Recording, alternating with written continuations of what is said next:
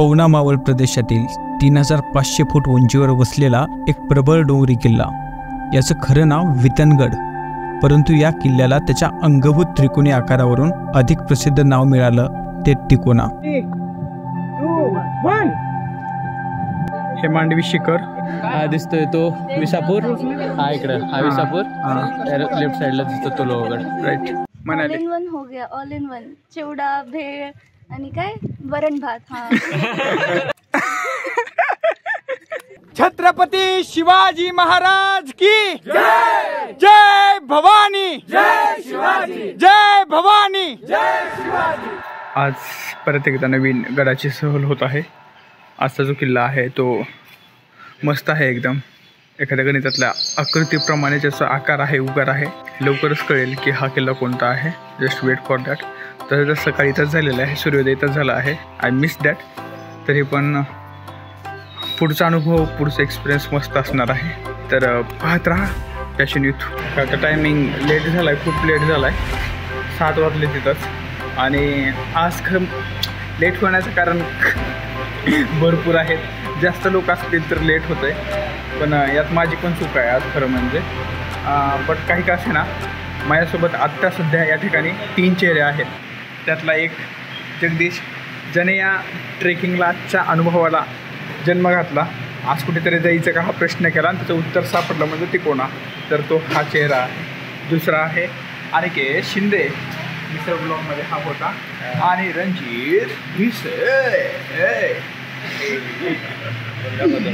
तर मुळात हे कुठं आलो आहे आम्ही, तर नाश्ता करायला आलो आहे पहिल्यांदा। जसं नाश्ता केलं की डायरेक्ट तिकोना पट। मेन गोष्ट ही की फक्त 45 किलोमीटर अंतरावर आहे पुण्यापासून, सो जास्त वेळ लागणार नाही। सो लवकरच भेटूयात।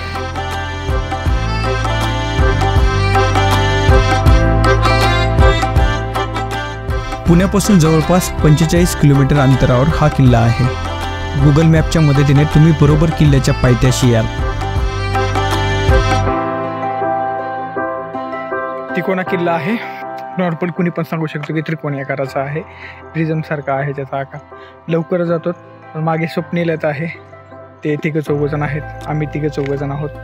आणि बरेच थांबलो आहे आम्ही। एक लोकेशन मस्त सुंदर आहे, एक लेक पॉईंट आहे। हाडशीच्या थोडंसं पुढे आल्यानंतर ना उजव्या साईडला हा पॉईंट आहे। सो मागून ते येत आहेत, त्याच्यामुळे आम्ही पण थांबावं म्हटलं इथं। आणि मस्त नजारा आहे एकदम, म्हणजे सिंहगडला जाताना जसं मध्येच खडक वाचला आहे ना, थोडंसं काहीतरी जेवणामध्ये काहीतरी टेस्ट ॲड करण्यासारखं, तसं हे एक छोटंसं मस्त लेक पॉईंट आहे। सुंदर असं लेक आहे तिथं। आणि त्या बरोबरच बोटिंग पण आहे या ठिकाणी। म्हणजे वाटलं नव्हतं की इथं ह्या सगळ्या गोष्टी आहेत। मस्त शांत पीसफुल वातावरण आहे। थोडा वेळ इथं व्यतीत करतो आणि मग लागलीच तिकोना फटची वारी करूयात। मुळात घाईगडपड किल्ल्याला यासाठी गेले नाही। माझा मेन उद्देश हा असतो की प्रत्येक वेळेस काहीतरी बाबा सनराईज वगैरे पाहणं, पण यावेळेस तसं नाही करता।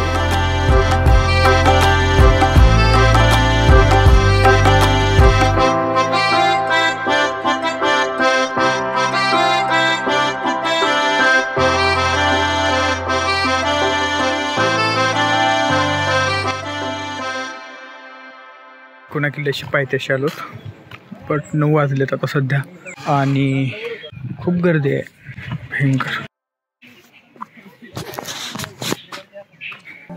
खूप सिंपल आहे आज, म्हणजे खूप साधं आलो आहे आज, काहीच हे नाही।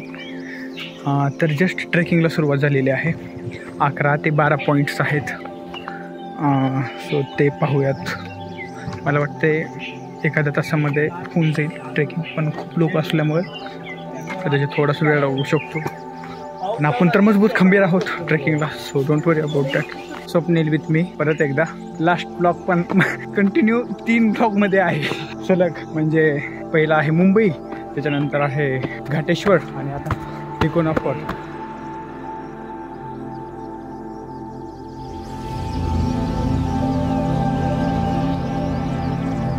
हे मांडवी शिखर, हा दिसतोय तो विसापूर, हा इकडं हा विसापूर, लेफ्ट साइडला दिसतो तो लोहगड। राईट। आज वातावरण एकदम मस्त होतं। पाऊस पडून गेला ज्या प्रकारे असतं तसं आकाशात शुभ्र ढगांची छत्री निर्माण झाली होती. जणू उन्हापासून ती आमचं रक्षण करत होती. हा माझ्या मागचा एक स्पॉट आहे. या ठिकाणी चेकिंग केली जात होती. आता इथे याचा अवशेष वगैरे काही उरलेलं नाही, पण या ठिकाणी एखादी कमान वगैरे काहीतरी असेल, ज्या ठिकाणी 2 सैनिक वगैरे कोण येत आहे कोण जात आहे याची चेकिंग वगैरे त्या काळी पण होत होती.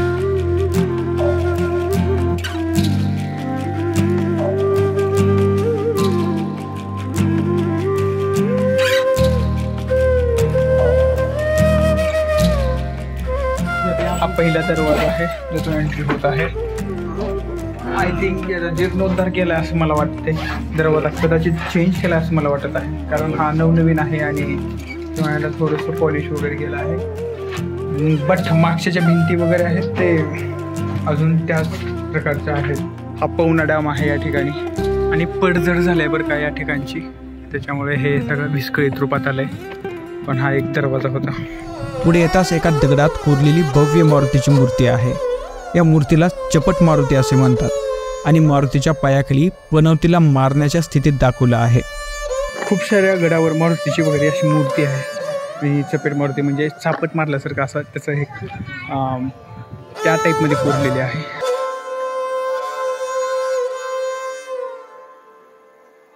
बालेकिल्ल्याच्या खालील भागात लेण्यामध्ये श्री तुळजाईचं मंदिर आहे आणि लागलीच एक पाण्याचा टाका आहे. हे जे पाहत आहात तुम्ही हे चुनखडी फोडण्यासाठी जात होतं आणि बालेकिल्ल्याचा आपण आता भाग चढतोय. बालेकिल्ला जो किल्ल्याचा सगळ्यात उंच भाग असतो त्याला बालेकिल्ला म्हणतात. शत्रूला कधीही न जिंकता येणारा किल्ल्यावर स्थित छोटा किल्ला म्हणजे बालेकिल्ला. ह्या पायऱ्यावरूनच जातोय आणि लागलीच एक दरवाजा आहे आणि जसा बालेकिल्ला येतो तसं पायऱ्यांचा रायझर जो आहे तो पण उंच होत जातो. साधारण 1 फुटापेक्षा जास्त ह्याचा रायझर आहे. सो जपून जायला पाहिजे या ठिकाणी जाताना.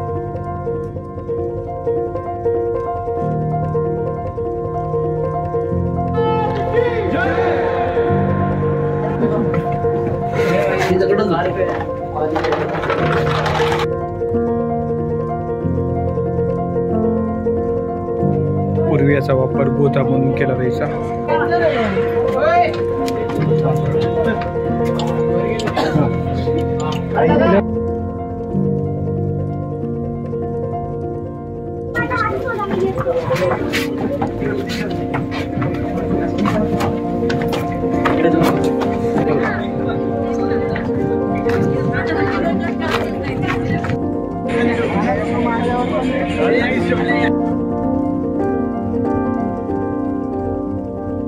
बालेकिल्ला चढून माथ्यावर आल्यास अखंड शिवलिंग असलेलं त्र्यंबकेश्वरचे सुंदर मंदिर आहे आणि त्याच्या पुढेच पाण्याचं टाकं.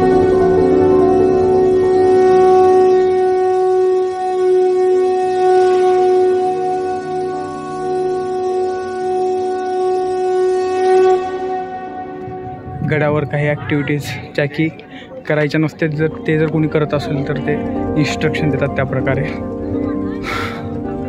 मावळ वेशात जर कोणी सांगितलं त्याचा परिणाम थोडासा अधिक असतो, हे त्याचं महत्त्वाचं कारण आहे. सो सिक्युरिटीसाठी ते खूप महत्त्वाचं आहे प्रत्येक गडावर. सध्या गडाच्या सर्वोच्च टोकावर आहे. या ठिकाणून सैन्यावर वगैरे दूरदृष्टी ठेवली जात होती, रक्षण केलं जात होतं. त्या मनानं हा किल्ला खूप महत्त्वाचा होता. सो तर तिकोना किल्ल्याचा वरचा जो भाग आहे तो खूप असं मोठासा नाही आहे. जेव्हा तुम्ही या माथ्यावर याल तेव्हा तुमचा हार्टबीट कमी होईल आणि येथील हवा तुम्हाला एक वेगळं सुख देऊन जाईल. या किल्ल्यावरून आपण इतर किल्ले म्हणजेच लोहगड, विसापूर आणि तुंग पाहू शकतो. येथे पण एक बांधीव तळ आहे, एकदम मस्त, एकदम रेक्टँगल शेपमध्ये आहे. बांधकामातून आहे याचं परतीचा प्रवास चालू आहे सध्या. म्हणजे किल्ला का फार मोठा नाही आहे हा, त्याच्यामुळे इतका वेळ लागला नाही दाखवायला किंवा समजवायला. मगापासून आमच्या ग्रुपमध्ये हा एक ॲड होता ज्याचं नाव आहे नामदेव. काहीतरी बोलला ना.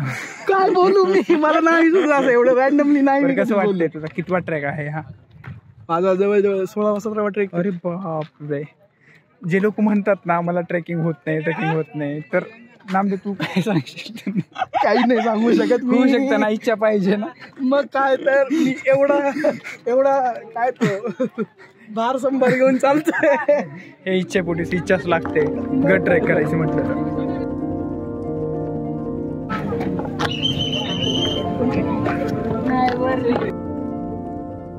आम्ही जस्ट नाश्त्यासाठी हा कार्यक्रम केला होता.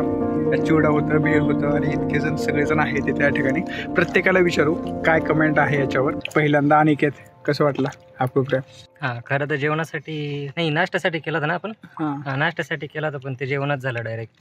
आणि खूप दिवसाची इच्छा होती की केळीच्या पानावर खायची. केळीच नाही, परत चुकलो, थांब एक मिनिट. नाही चालू राहून दे. केळीचं नाही, ते कशाचं रे? कर्दळी. हा, ते कर्दळी मला पण माहित केळी नाही. सारखंच आहे. हा, केळी सारखं नो प्रॉब्लेम, केळीचंच नो पान आहे. प्रॉब्लेम. नाही ते वाटलं संपवते. हा ठीक आहे, खाल्लेलं तोपर्यंत पडून ये. हा रणजित सांगतो पर्यंत. उदय म्हटल्यावर काय पडून ये. मला माहिती आहे ना, आताच बसलोय. अरे ए स्वप्नील, तू फीडबॅक तर सांग, नाही तर तुझी गोष्ट तर सांग. ते बिचार ते सांगायले. कसं वाटला हा प्रोग्राम एक नंबर झालेला होता. हा, त्यामध्ये जे आहे एकतर ती भेळ पण नाही झाली, चिवडा पण नाही राहिला तो. म्हणजे ओली पण बेळ नव्हती आणि सुकी पण बेळ नव्हती, मधलीच होती बेळ. राईट. म्हणजे काही भाग वाटलं. काही भाग भिजलेला, काही भाग. स्वप्नील खरोच आहे. एकदम मस्त. तर वाक्य ते जोडव त्याला. नाही, मस्त झाले. तर हे ते सगळं कसं वाटलं? हे ते जर हात धुवायला पाणी पाहिजे असतं होतं केनी आता- उदयने तेवढं थोडी सोय केली. आहे तळ आहे, तळ आहे. ठीक आहे. हा तू सांग. अप्रतिम, आधा चूड़ा आधा ये था, भेल लिखना था. ओके ऑल म्हणाले. इन वन हो गया, all in one. Chivda, bhel आणि काय वरण भात. हा लुक लाईक वरण भात, लाईक साऊथ इंडियन. हा. आणि लास्ट नामदेव. सगळ्यांनी प्रतिक्रिया दिली, मला कोणीच विचारलं नाही तरी मी सांगतो एकटा. ते पण इम्पॉर्टंट. मी कचरा उचलतोय सगळा. आणि ते ॲक्च्युली त्या पॉकेटमध्येच ते पाणी होतं, त्याच्यामुळे ते बेळ टाईपमध्ये झालं. पण हा कार्यक्रम चांगला होता. आणि स्वच्छता आम्ही ह्याची सगळी कचरा वगैरे सगळा प्रॉपर आम्ही नेतोय सोबत. हे असं टाकून देऊन कचरा नेतोय म्हणल्यास.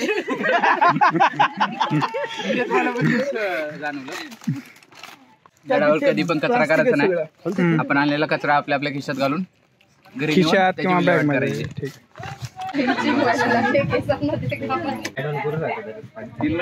डोक्यावर आलं तर हो. काय का किती आगाव आहे हे. ते बॅग वरती बघायला लागले ते मग नाही. सध्या वाजले 1:15. आम्ही खाली आलो होतो आता जस्ट पायथ्याला गडाच्या, आणि इथून निघायचं आहे आता. So this is Passion News signing off. Chase your passion, not your pension. Right. किल्ल्यावरून आम्हाला पवना लेकच्या शेजारी असलेले एक प्राचीन मंदिर दिसलं होतं, ज्याचं नाव आहे वागेश्वर मंदिर. तो देर किस बात की. बाईकवर क्षणातच या ठिकाणी आम्ही पोहोचलो. पवना डॅमचं बॅक वॉटर आहे त्या ठिकाणी आलो आहे. आणि तिथे एक मंदिर आहे, त्याचं नाव आहे वागेश्वर मंदिर. फक्त 3 ते 4 महिन्यासाठी पाण्याच्या वर असतं. आफ्टर दॅट पूर्णपणे पाण्यामध्ये असतं. सो तिथं आलो. आणि तिथं आल्यानंतर एक महत्त्वाची आश्चर्यकारक गोष्ट माझ्यासमोर आहे. तुम्ही पण पाहिलंच, ते पाहून अचंबित व्हाल. ती म्हणजे लोकांनी काय म्हणून ठेवलेत आय डोंट नो, इच्छा पूर्ण होतात वगैरे काय काय काय काय. पण बघा, एक तर माझ्या मागचं बघा किती उंच आहे. हे मंदिर सुमारे 700 ते 800 वर्षापूर्वी हेमाडपंथी शैलीत बांधण्यात आल्याचे सांगितले जाते. सध्या मंदिराचा फक्त ढाचा शिल्लक आहे, म्हणजे जुनी असल्याने त्यातील बहुतांश भाग जीर्ण झाला आहे. मंदिराचा कळस उद्ध्वस्त झाला असून केवळ सभामंडप चांगल्या स्थितीत आहे. फक्त 3 ते 4 महिने जर पाण्याच्या बाहेर मंदिर राहत असेल तर ऑलमोस्ट 8 महिने हे मंदिर ऑलमोस्ट पाण्यामध्ये असेल. आणि पाण्यामध्ये असेल तर त्या मंदिरातील बाइंडिंग जो मटेरियल जो आहे, जे प्रत्येक दगडामध्ये असतो बाइंड करण्यासाठी, तो ऑलमोस्ट आता नामशेष होत गेलेला आहे. त्याच्यामुळे असं वाटत आहे की फक्त दगडावर दगड रचलेले आहेत. तर काही प्रमाणे ते केलं पण आहे की फक्त दगडावर दगड ठेवलेत ते नॉर्मली. पण तरी पण हे मंदिर कधी बनवलं असेल आणि आत्तापर्यंत आहे इतकं पाण्यात राहून खूप भारी गोष्ट आहे. खरं तर हा मावळ भाग खरंच खूप भारी आहे, निसर्गाने समृद्ध झालेला. थोडंसं पुढे जाऊन आम्ही एका ठिकाणी बसलो आणि काही वेळ लहान होऊन लहानपणीचे खेळ खेळलो. स्टोन स्किपिंग आणि डिगोलचे.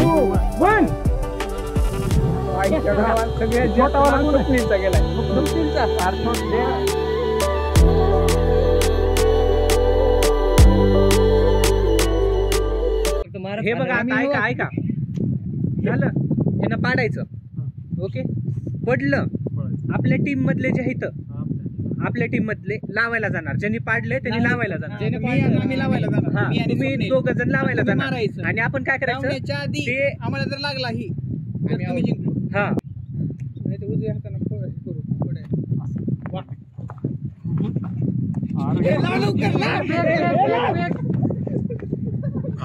किती झाले हे लाव लवकर. सावकाश लाव. लगोरी रे रे. नाही मार मार मार मार मार मार मार. सर साईडला. लगोरी आणि नीट बसलं गेलं. कसं काय लावू ना बसला गेले काय करायचं. 5-6 झालं.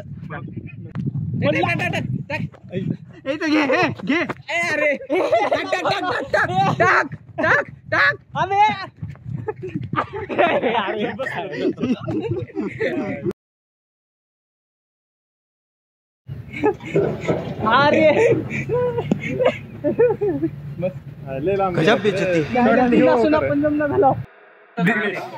आवाज करू दगडांवरती कसं बसायचं.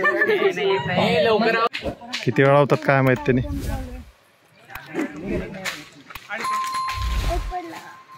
लागेल रे काठी. अरे किती वेळ झालं फुलपाखरू माझ्या खांद्यावर बसलंय. इतकं वारं सुटलंय. तुला काय सापडलंय काय माहित नाही त्या शर्टावर. धन्य धन्य शिवाजी शुर.